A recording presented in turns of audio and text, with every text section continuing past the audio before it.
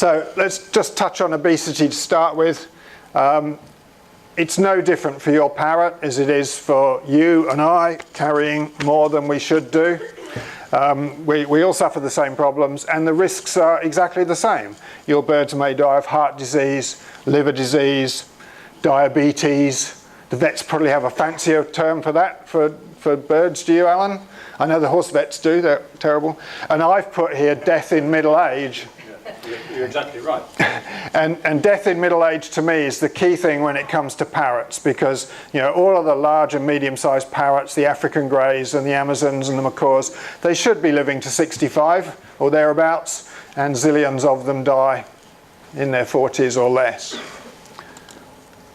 So what are the key causes of obesity?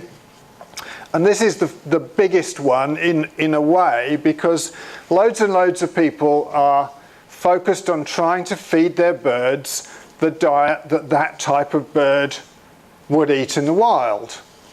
There's only a really simple problem with that. If you take an African grey parrot, and let's say you feed it sunflower seed, and sunflower seed has an incredibly similar nutritional profile to the palm nuts that African greys would eat in the wild.